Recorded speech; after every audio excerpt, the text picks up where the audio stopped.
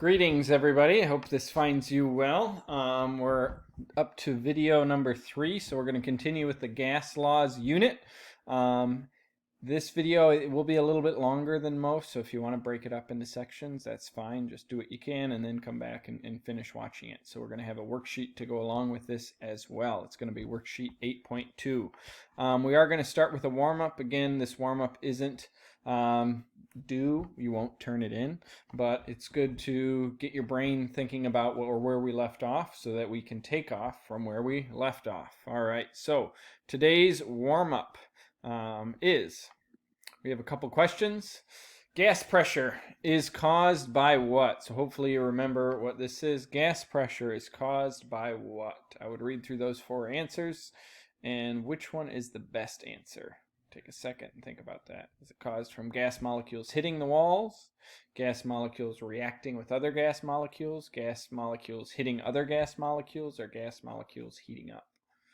So hopefully you said hitting the walls, okay? Pressure is caused from a force applied to an area. So if I apply a force, if a gas molecule hits the wall, okay, it applies that force to the area. Okay, this is the wall. Okay, so that's what gas pressure is. Also, we left off with Boyle's law, which was the relationship between pressure and volume. And remember, when pressure went down, volume went up. And when pressure went down, volume went up. And when pressure went up, volume went down. So that's an inverse relationship. So as the volume of a confined gas decreases, the pressure increases. Inverse relationship. So you're going to see a direct and indirect or inverse relationship. Inverse is when one goes up, the other goes down. Okay, when one goes up, the other goes down. And direct is when they're both the same. One goes up, the other goes up. Okay? All right, so today we're going to continue with gas laws. We should be comfortable with what STP is, how to convert between Celsius and Kelvin, how to define pressure, and how to convert between pressure and volume, or how to predict the new pressure when a volume changes using Boyle's law. Today we're going to look at other relationships or other gas laws, very similar to Boyle's law, but now we're going to apply that to different variables, not just pressure and volume, but we're also going to pull temperature into the mix. Okay? All right, so Boyle's law, remember, depends on the temperature remaining constant. So it only compared pressure and volume, and the temperature remained constant. But what if the temperature changes? Because in real life, we're going to see that. We're going to see temperature changes, and it's going to affect other variables. Well, who studied this? Jacques Charles and Joseph Gay-Lussac studied this. They studied the relationship that temperature had on volume and that temperature also had on pressure. So we're going to look at that today, and there's 2 more gas laws named the Charles law and the Gay-Lussac law. Very, very similar, again, to Boyle's law, except, again, instead of relating pressure to volume, you're relating temperature into that variable. Okay? All right, so the first one we're going to look at is the relationship between temperature and volume at constant pressure. So when the pressure is constant, what happens to the volume when I increase the temperature? Well, hopefully this makes sense to you, because if you throw a soda can into a fire, maybe you've done this, maybe you haven't. Okay, I'm not recommending you do this, but maybe you've done it. You throw a soda can in a fire, and what happens? It explodes. Don't put a lid on something and heat it up. Why? Because those gas particles, okay, expand. They start moving faster, and they cause the volume of the substance to expand. So that's what Charles did. He took a gas trapped in this test tube, heated it up, and what happened to that? It expanded. So if you have a flexible container, the volume is going to increase. Okay, if you don't have a flexible container, it's not going to change volume. It's going to break like a soda can would, okay, or blow up like a soda can would. But if you have a flexible container like a balloon, or like this gas trapped with mercury, that volume can increase with the temperature. Okay, so this would be a direct relationship. So unlike Boyle's law, which was an inverse relationship, as one went up, the other went down, here we see a direct relationship. And what you can do is you can graph data. You can make measurements and how much, and ask yourself and answer, how much does the volume change compared to a temperature change? And when I put that on a graph, I get these nice straight lines with a direct relationship between temperature increasing and volume increasing. And mathematically, volume is proportional to temperature. So mathematically, I can derive an equation that allows me to predict the new volume or the new temperature if I change one of those variables. But again, pressure is constant. And when I relate that, it's going to be a direct relationship, which looks like this mathematically. So this equation is our equation representing Charles' law. So just like Boyle's law, we had P1 times V1 equals P2 times V2. Charles' law is V1 over T1 equals V2 over T2. And what this is going to allow us to do is it's going to allow us to predict the new volume when the temperature changes, or predict the new temperature when the volume changes. Okay? Now, when we do this, temperature must be in kelvins. Now, why? Because when I graph this data and I graph volume versus temperature, I see that direct relationship. And what was special about this graph that Charles didn't solve, but somebody else did, okay, is that these substances all had zero volume at negative 273 degrees Celsius. And this was special because why are they all reaching that point at the same temperature? Why do they all have that zero volume at the same temperature? And I should ask myself, is there any way it could get less than that? Well, if I extend this line, it would have a negative volume. Okay, if I get colder than negative 273 degrees Celsius, technically all of these things would have a negative volume. And I should ask myself, can anything have a negative volume? If something exists, can it have a negative volume? Hopefully your answer is no. Anything that takes up space, okay, anything that exists has volume. So therefore, I mustn't be able to have a temperature colder than that, because if I did, technically, that substance would have a negative volume, and that's impossible. So they didn't directly solve this problem, but it was solved later on, and this equation was derived that allows me to relate that temperature change to a new volume. Okay, and we're going to talk about that special value, negative 273 degrees Celsius, in a minute. Okay, but first, let's talk about Charles' law. So this is the mathematical equation describing the relationship between volume and temperature. Okay, so this is the mathematical equation describing the relationship between volume and temperature, and it's known as Charles' law. Okay, named after the scientist who discovered it. So it says the volume is directly proportional to the temperature in kelvins. As volume increases, temperature increases, or as temperature decreases, volume decreases. So let's watch a quick demo demonstrating this. Okay. Under the camera here.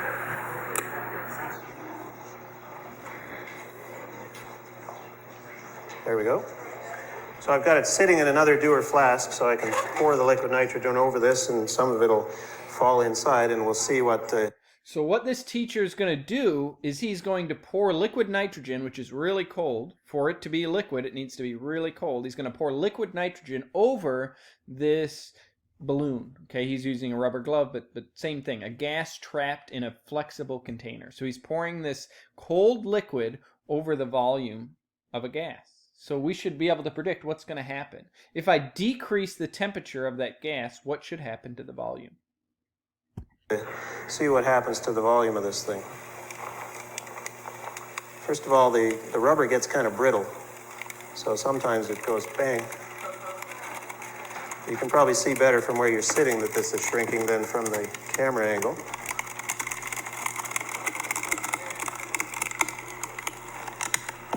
Okay, so I've cooled the gas that's in there to minus 196 degrees C, so according to Charles' law, it should shrink, and it did, of course. There's just... As the temperature decreased, volume decreased. As much air in there as there was before, but the volume has shrunk considerably. And if you look...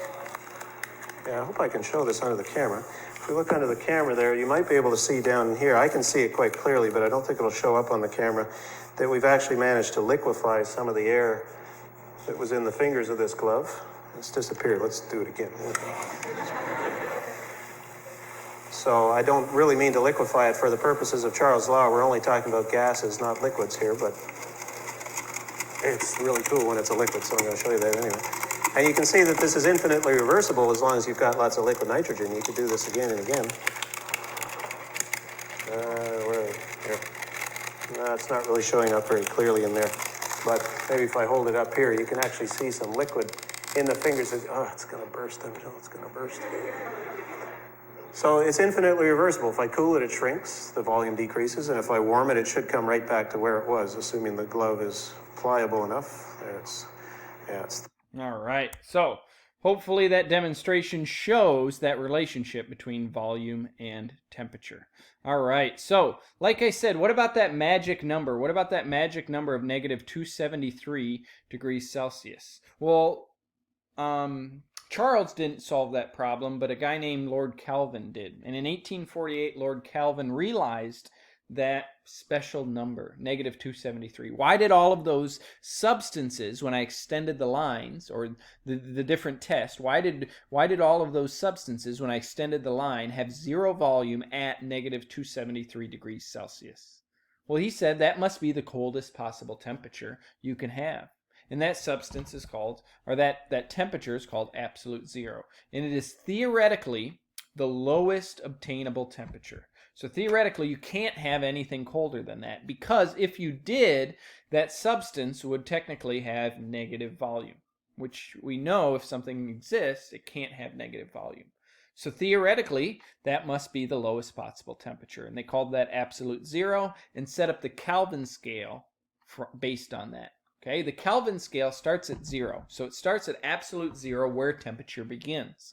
And then it goes up the same unit. 1 unit is the same as the Celsius scale. So if I go up 1 Celsius, I go up 1 Kelvin. Okay, the only difference is the starting point. And that's why I simply add and subtract to get between Celsius and Kelvin. They're 273 units apart. The Kelvin scale starts at 0. The Celsius scale starts at negative 273. Okay, all right, so what I can do, again, when I graph that data, is it always comes to that 0 volume at negative 273 degrees Celsius, and I can use that, again, to derive my equation that allows me to solve for Charles' law problems. So we're going to look at one more quick demo, and you don't need to show me evidence of this, but it would be in best interest to try to think about, why does this demo demonstrate Charles' law? And in your head, or if you want to write it down, that's great. Try to use these terms: volume, temperature, and Charles' law. Why does this demo, or how does this demo demonstrate Charles' law? Okay? All right, so what she's going to do here is she has a candle floating on water. Okay? Now, she's going to put a jar above that candle, and you should ask yourself what's going to happen. If I put a jar above a candle, what's going to happen to the flame? It's going to go out. So then what's going to happen to the temperature, and what's going to happen to the volume? I'm going to put this glass on top of this candle, and what that's going to do is it's going to end up going out, because it's going to, all the oxygen in this glass container is going to go away. It's going to be used up. All right, so when this flame goes out, the temperature should go down. So what's going to happen to the volume? But you should also ask yourself, well, how can the volume change of a glass container? It's not like a glass of water can all of a sudden change volume. It's a solid container. It's not flexible. So how is this substance, or how is this demonstration going to show how does the volume of the gas change? So as it's being used up, the candle's going to go out. And notice, when it went out, a lot of the volume in the water level rose inside the canister. Now, why did that happen? Because when the candle went out, the temperature of the gas particles inside this glass chamber actually dropped, and that made the gas particles actually have a lower volume. Because the gas particles had a lower volume, that volume had to be replaced by something, and it was replaced by the water at the bottom. So the water was actually able to be sucked in to the glass container to replace that volume that was then lost due to the drop in temperature. All right. So you could also explain it with pressure, but you could also explain it with volume. So that's a good demonstration for both, which leads directly to our next gas law of today, the Gay-Lussac's law. Okay, so this looks at the relationship between pressure and temperature. So not volume and temperature, but pressure and temperature. Very similar relationship, because as temperature goes down, pressure goes down as well. So this is a direct relationship as well, used to predict a new pressure or a new temperature if one of those variables changes. So this is known as Gay-Lussac's law. And again, the temperature must be in kelvins, because you can't have a negative pressure just like you can't have a negative volume. So that's what that Kelvin scale is very important in this unit. And if we graph this data, it looks the same. It's a linear line that has 0 pressure at 0 kelvins. And as the pressure increases, temperature increases. As pressure decreases, temperature decreases. All right, so let's look at a demonstration showing this relationship between pressure and temperature. And again, in your head or on paper, it's up to you, try to think about how does this demonstration represent the relationship between pressure and temperature. Try to think about what happens when the fire goes out, and how do I see a change in pressure. Okay?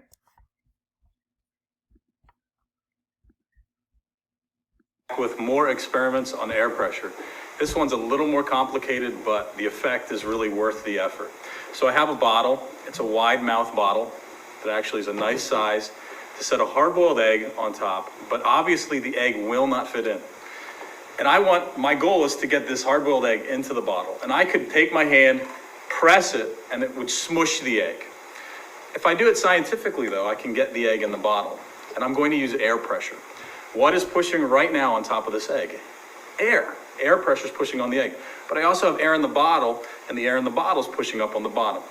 So I want to use air pressure to get it in the bottle. So I'm just going to take some water, wet the inside of the bottle and the egg, and I have to decrease the amount of air pressure inside this bottle. How do I do that? I'm going to use this piece of newspaper, light it on fire, and the air is going to be heated up inside this. It's going to actually rush out past the egg. If you look carefully at the egg, you'll see it vibrate very quickly. That's going to lower the pressure inside the bottle, and hopefully the air will push it in. So let's see this. I'll light the paper on fire, let it catch, drop it in, put the egg on top. It's vibrating. Air is pushing the egg down. Oh, wow. So we saw that pressure decrease inside of the bottle once the temperature went out. Therefore, the pressure in the bottle was less than the pressure on the outside and pushed the egg in. All the air, you can see the air just rushing past the egg. The egg vibrates as the air is rushing past it. We're going to let the smoke clear a little bit. You could see the air pushing that egg down in the bottle. And that egg, let's clear the smoke out, is in the bottle. What I'm going to do is pull the newspaper out. You're going to see it's not fully burned. It's not fully burned. What happened is that heated air rushed past the egg. The fire was also burning up some of the oxygen, some of the air, which decreased the pressure. Now the question is, though, how do I get the egg out? Well, I could break the bottle. That would be messy. I could mess up the egg, or I could use science. And all I have to do now is reverse the process. I have to increase the pressure inside this bottle so that the pressure inside pushes it out. How could I do that? Almost like a chicken laying an egg. How do I do that? I'm going to put my lips on this bottle. I'm going to blow as hard as I can past the egg. The air is going to get trapped behind the egg. It's almost like a little valve in there. And hopefully the pressure behind the egg will push the egg out. Now, if I put a little bit of pressure in, the egg will ooze out. If I put a lot, it'll shoot out into my mouth. Let's see what happens. Here we go. It's coming out slowly. Let's try that again. So how do I get this out scientifically? I have to push air behind the egg to increase the pressure. Here we go.